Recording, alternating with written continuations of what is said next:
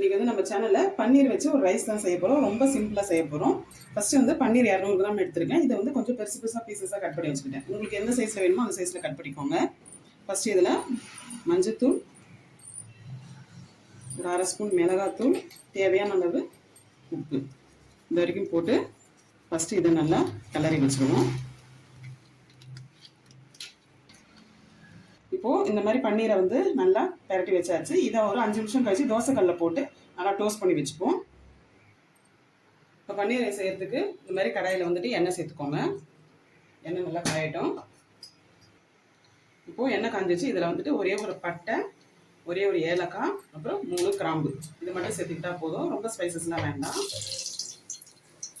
இப்போ இதில் வந்துட்டு வெங்காயம் வந்துட்டு ஒரு பெரிய வெங்காயமாக இருந்தால் ஒரு 2 வெங்காயம் போதும். மீடியம் சைஸாக இருந்தால் ஒரு 3 எடுத்துக்கலாம். வெங்காயம் வந்து நல்லா வதக்கி வரட்டும். வெங்காயம் நல்லா வதங்கட்டும். இப்போ வெங்காயம் வதங்கிறதுக்குள்ள பன்னீரை நம்ம டோஸ்ட் பண்ணி எடுத்துக்கலாம். எண்ணெய் சேர்த்துருக்கேன். இப்போ இதில் ஒன்றா வச்சு டோஸ்ட் பண்ணி எடுத்துக்கலாம். இப்போ எல்லா பக்கமும் நல்லா டோஸ்ட் ஆகி வர மாதிரி நம்ம திருப்பி போட்டு அதை டோஸ்ட் பண்ணி எடுத்துக்கலாம். இப்போ பாருங்கள் வெங்காயம் நல்லா வதங்கிடுச்சு. இந்த அளவுக்கு நல்லா வதக்கிடுங்க சவக்க. இப்போ இதில் ஒரு 4 இலை பிரியாணி புதினா இலை சேர்த்துக்கோங்க. இது கூட தக்காளி, மீடியம் சைஸ் தக்காளி 2 எடுத்துருக்கேன், அதையும் சேர்த்துக்கலாம்.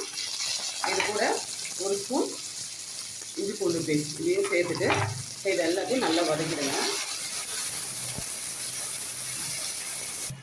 இதில் இப்போ ஒரு ஸ்பூன் அளவு சால்ட் சேர்த்துக்கிறேன்.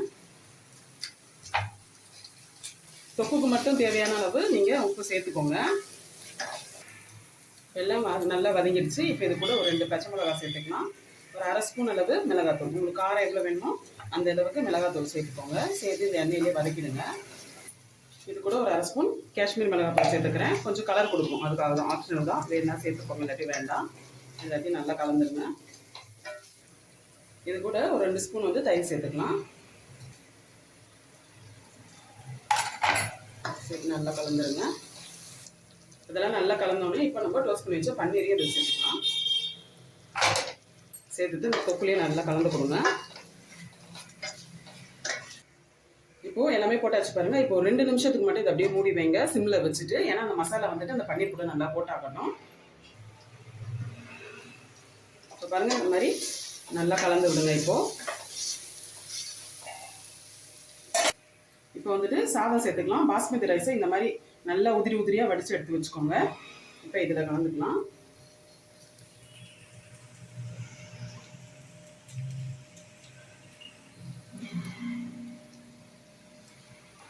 இப்போ இது மேலே கொத்தமல்லி சேர்த்துக்கோங்க. இது மேலேயே லெமன் ஜூஸ், கொஞ்சமாக லெமன் ஜூஸ் சேர்த்துக்கோங்க. அவ்வளோதான். சேர்த்துட்டு இப்போ இதை நல்லா கலந்து விடுங்க. இப்போ பாருங்கள் ஃபுல்லாக நல்லா கலந்தாச்சு. இந்த மாதிரி கலந்துருங்க.